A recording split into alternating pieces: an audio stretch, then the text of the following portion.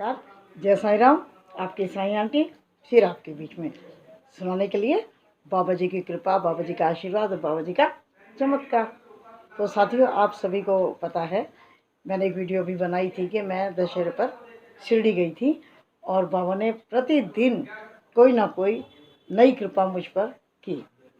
सभी भक्तों पर करते हैं। तो एक साईं भक्त बेटा मेरे साथ गया हुआ था।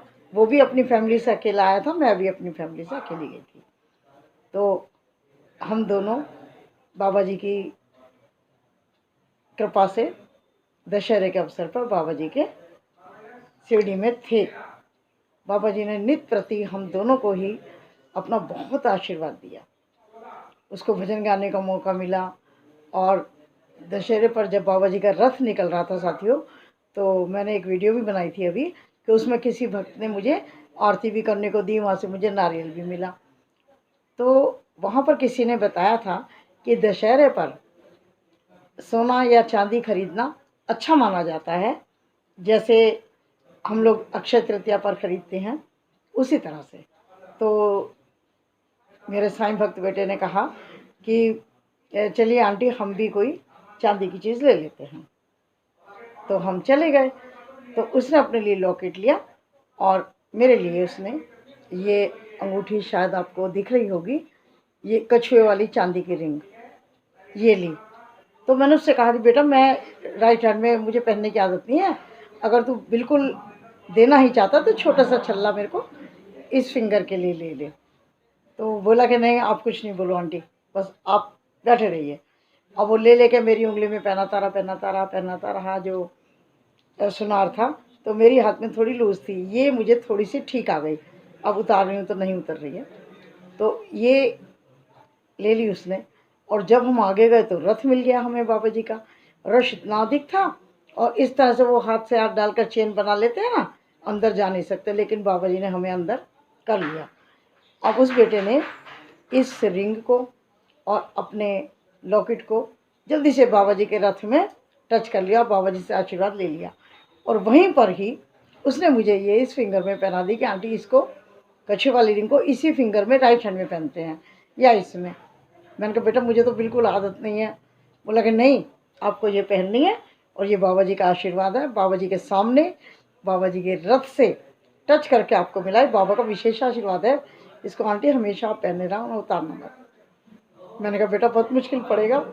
बोला कोई मुश्किल नहीं है। तो साथियों, दशहरे पर हम लोग मतलब वहाँ से आ गए। आकर के जब मैं दिल्ली आ गई 2-3 दिन के बाद में, नहाते समय, क्योंकि हल्की सी ढीली थी ये, तो ये गिर गई। जैसे गिरी तो मुझे एकदम टेंशन हुई कि ये तो खो जाएगी, ऐसे गिरेगी। तो मैंने इसको संभाल दिया और संभाल के भूल गई, बिल्कुल भूल गई। और 2-3 बार अचानक मैंने देखा मेरी उंगली खाली है।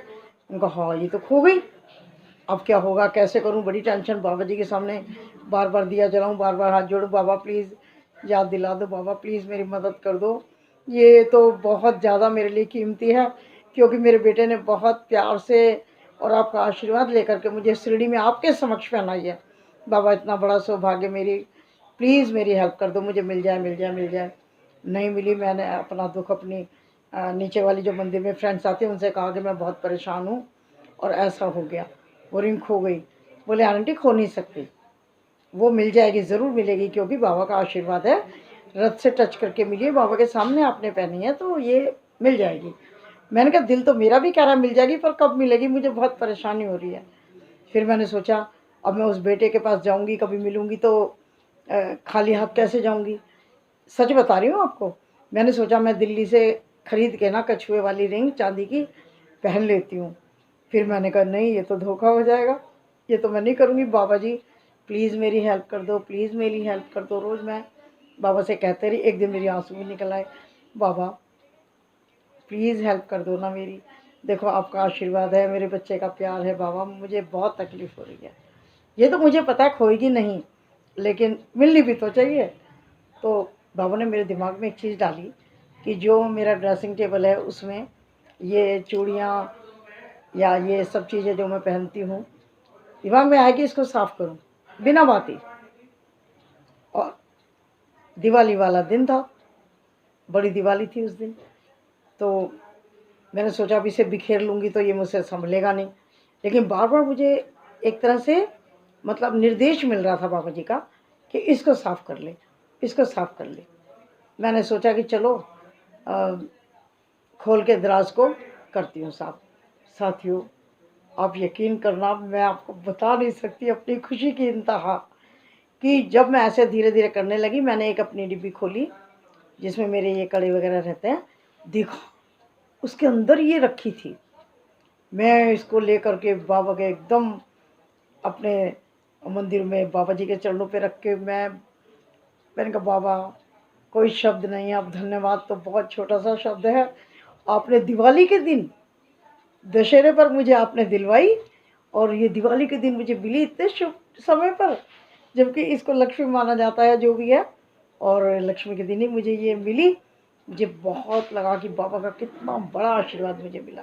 मैंने बहुत बाबा जी का धन्यवाद किया।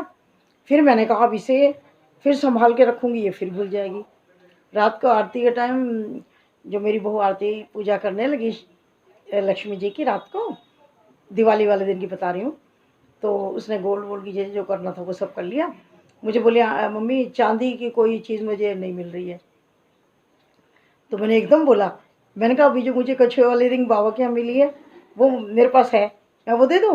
बोली अरे दो ना, शिरडी की आई हुई चीज़ तो और भी पवित्र है। तो ये मैंने उनको दी। तो ये हमारी दिवाली की पूजा में पूजा की गई, इसकी पूजी तो हो गई मतलब। फिर मैंने उससे अगले दिन मैंने कहा अब मैं इसको रखूँगी नहीं, फिर मैं रख के भूलूँगी। तो मैंने फिर इसको क्या किया, देखो आपको दिख रहा होगा ना, ये लाल लाल कलावा दिख रहा है ना।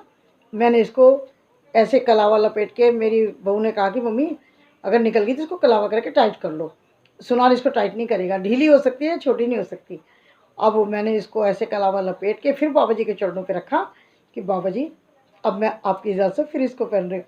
अब ये देखिए खींचने पे भी नहीं निकल रही है। तो मेरे बेटे को बहुत सारा आशीर्वाद जिसने मुझे दी, बाबा जी का बहुत धन्यवाद कि उन्होंने दिवाली वाले दिन मुझको ये दोबारा से उपहार दे दिया। मेरी तरफ से तो हो ही गया था। तो साथियों छोटी छोटी चीज़ें होती हैं।